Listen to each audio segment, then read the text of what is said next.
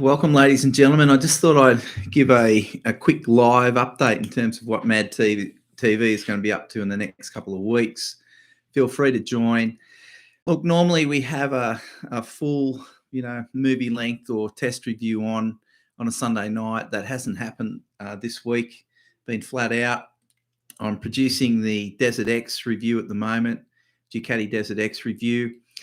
And that's taken me a little bit longer than I thought. I did about 3,000 Ks on the bike, so I've got a very good appreciation of what that's about. And but that'll be out next Sunday. So next couple of things coming up. Feel free to join in for a chat. It's only going to be quick. It's going to be informal. It's probably about 5 or 10 minutes in it, but it's an opportunity of asking me a few questions or just posting your views. So Ducati Desert X out next Sunday. Pretty confident of getting out there. We did 3,000 Ks on the bike in the end. I think the thing that irritates me with some of the tests I'm seeing on YouTube is people just aren't riding the bikes. They take it down, down a tarred road for 10 Ks, turn around, come back the other way, and that's their idea of a test. I think it'll become very apparent once you see how hard I push the Ducati. It's been it's a thorough test, and I'm quite happy with it. And I've got a very good appreciation of what it needs to be a dirt-oriented adventure bike.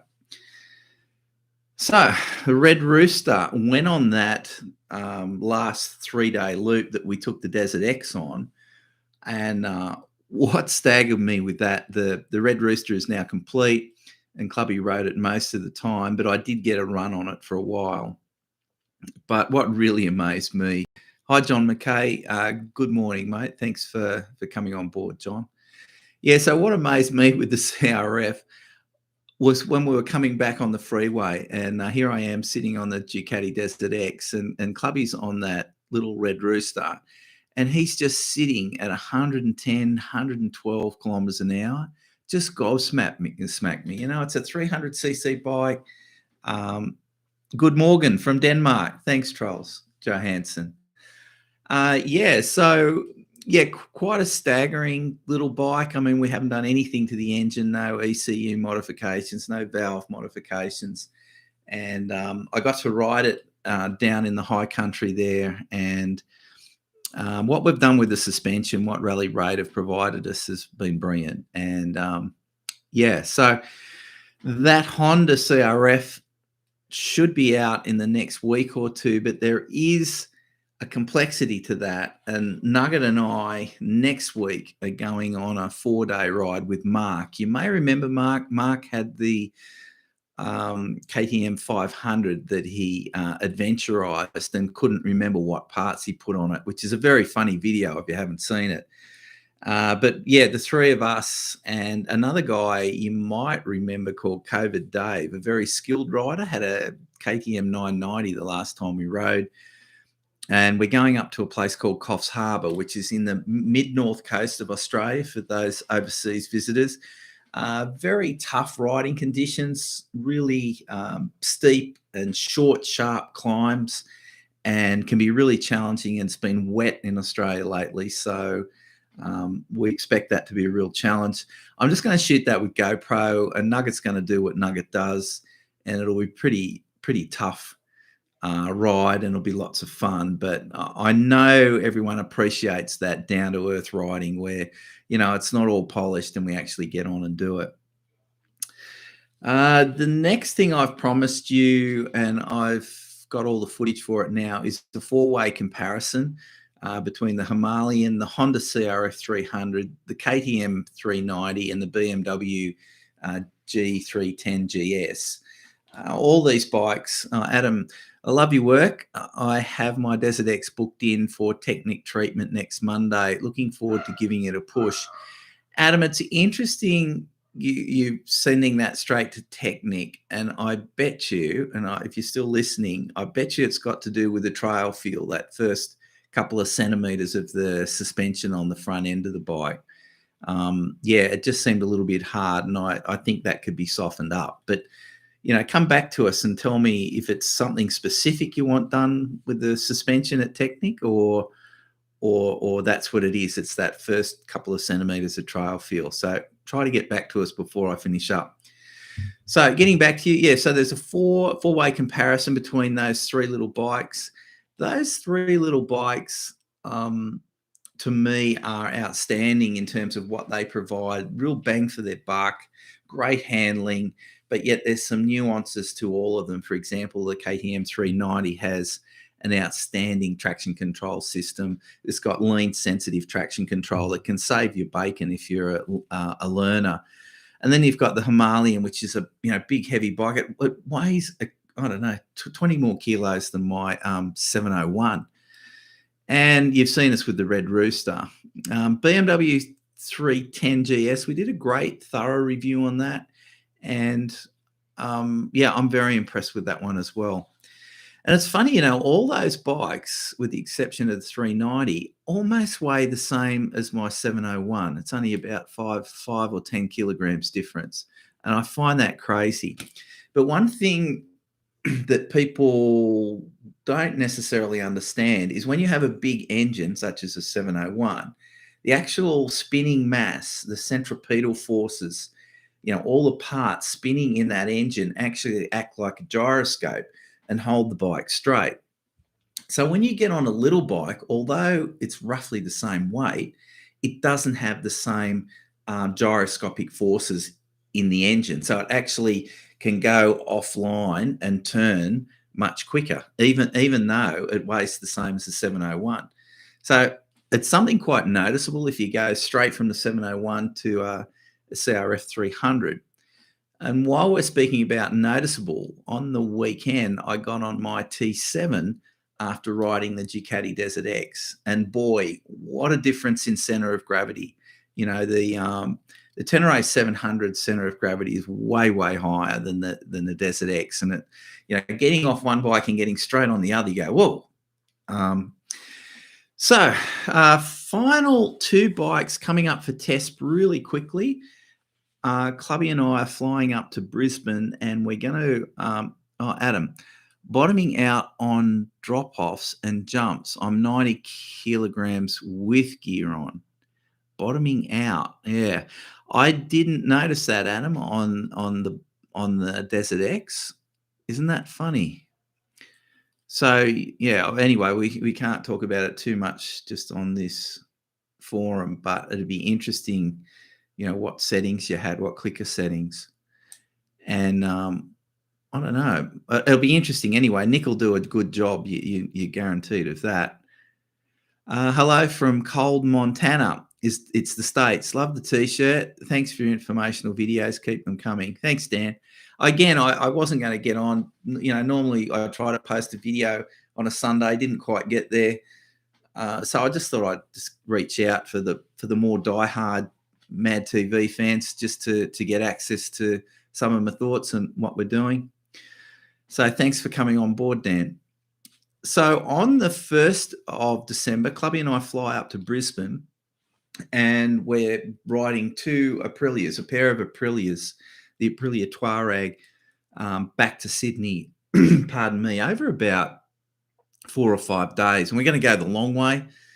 And I'm really looking forward to that. Clubby's ridden the Aprilia. I haven't. It gets rave reviews from a lot of people, a lot of experienced riders I've spoken to, including Clubby. Just think it's the duck's nuts. Do you still ride with Philippe? Philippe's gone e-bike. Rob's rides. He's gone to e-bikes. Stukerman, hi Dave from foggy London. Thanks for coming on board. It's what. Yeah. So Philippe has gone all green on me, and he rides e-bikes now. And look, I've got an e-bike, but I'm still into the adventure. Pardon me. So Aprilia is going to be really interesting, and we're going to take that on the long way around. We're not just going to go down the freeway from Brisbane to Sydney. So Clubby's got a route planned, and that'll be quite testing of the Aprilia. Looking forward to that. And the final one is, as soon as I get back from riding the Aprilia, we're going to have a run with the Gas 700. And I'm looking forward to that. But I've got something over here on the side. I'll just give you a look. This is my next project for next year. There's a nice screen.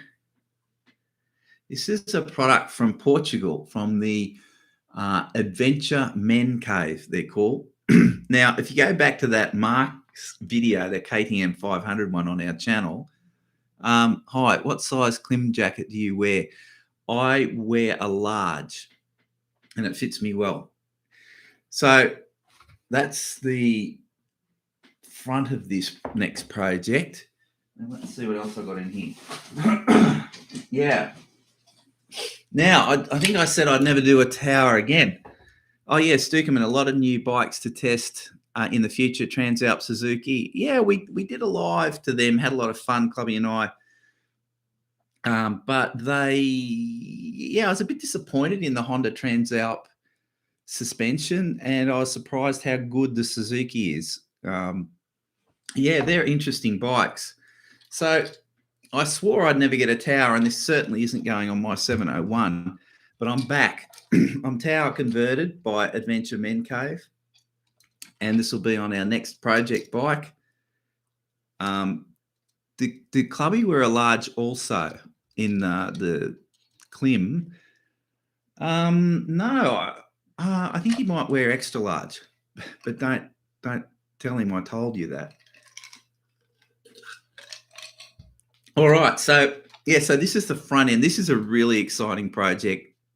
Okay, the Red Rooster was great for a whole lot of reasons, but it's an average bike, and I wanted to do an outstanding bike, an absolute no holes barred adventurer. So that's what this is about. Oh God, I got a sore throat. Hello from Brazil. Which advice do you give from someone who is going to do a trip on a motorbike in Australia? I'll be doing that with a CRF Rally. Well, that's a great bike. So I'll just read that again, Raphael. Hello from Brazil. Which advice do you give from someone who is going to do a trip on a motorcycle in Australia? Okay. I'm sorry, my throat is killing me.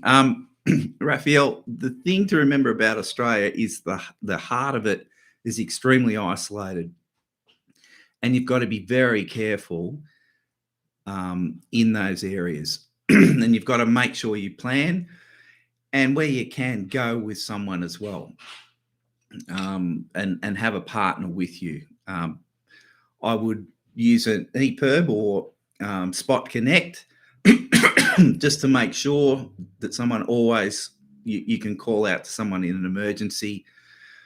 In some of those areas, I'd avoid going in the summer, and it may be best talking to me offline. I mean, I could talk about that for an hour and a half at least. Charles Johansson, love to watching all your fantastic videos, especially the tour from London to Sydney over the Himalayas. Yeah, that was a great trip 10 years ago now, Charles. God, imagine going live and then your voice goes.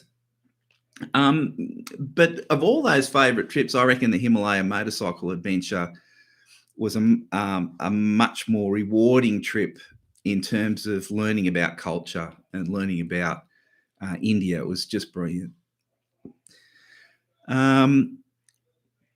Hey, Dave, what did you make of the Dewey 500 adventure from EICMA? I need to look at that in greater detail, John. I saw a picture of it and it looks all right, but I haven't seen the specs. And this is the thing. I know people can make bikes look all right at the moment, but at the end of the day, my view now is don't be brand loyal. You've got to be specification loyal. And that's what we saw on the Suzuki. I think it's getting Showa suspension, which is excellent, and it's fully adjustable for that DE 800. Yeah, so anyway, I've finished up. I nearly choked to death doing it, but I've survived. It'll be interesting what the Gas 700 runs like. Is it going to be any different Oh, yeah, Anthony Dwyer says, your China runs and hospital experience was unique. You're absolutely telling me. Don't want to do that again. And the funny thing is, Anthony, I never got the runs in India. Never.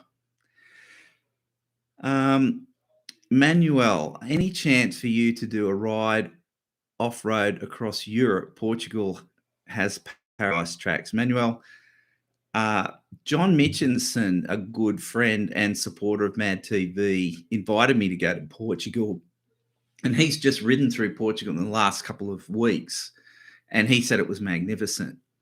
So yes, that's done. Absolutely, that will be on the cards. I see that as part of the TET. Oh, thanks, Puscat. I'm slowly dying. Yeah, so definitely keen to get back. Please come and ride in the Himalayas in Nepal. Don't forget Nugget. Okay, we are booked, Milan. We are booked, and we were 2 years ago before COVID hit. And we're booked to come back to the Himalayas. In fact, we were going to ride to Mount Everest.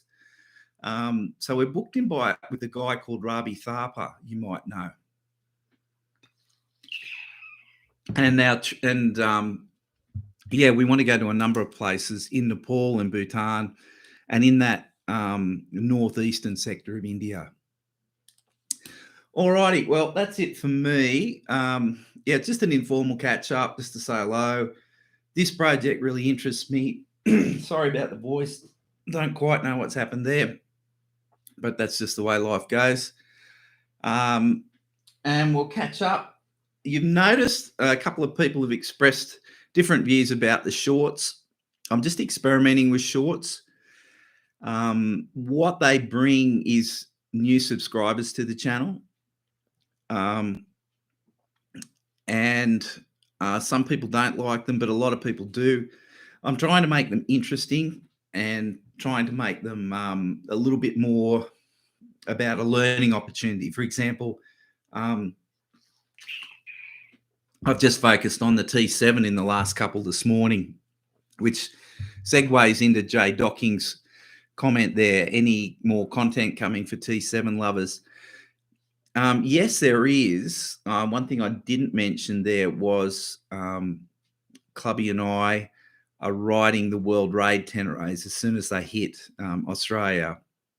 And we're going to catch up with a guy called Rod Faggoter, who's well known amongst Yamaha riders.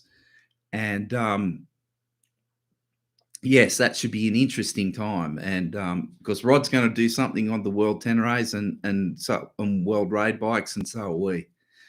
So we'll see how we go. Charles, yeah, thanks for the T7 content. Yeah, we've gone off it a bit. We've just been flat out with other stuff. And there's so many new bikes coming in. Anyway, I think I'll get off the air before I choke to death. Thank you for sharing. I'm a late comer to the channel. 09400 big tank soft panniers, New South Wales, Victorian High Country. Just joined from the Netherlands and finishing the upgrade on my DR. Brilliant bike to upgrade, Roderick. Andreas, we're going to make a small series on the fitting of that tower. Might fit one on my 790. Now, this tower that I've got, this doesn't fit a 790. It fits 500s, 701s, gas 700s, Husky 501s, a couple of different bikes. So yeah, so yeah, when we do the build, you'll watch us do the build, and yeah, really excited about that. All right, Paul Struth, Dave, shorts is all we wear in New Zealand. Happy Kiwiness, bro. Charles Cummings, great channel. Good day. All righty. Well, gentlemen, a little bit embarrassing, suffocating to death, but we'll get going. Just joined a chat. Shout out to Nugget. Yeah, Nugget and I, as I said, we're riding together on next week. We head out on Wednesday.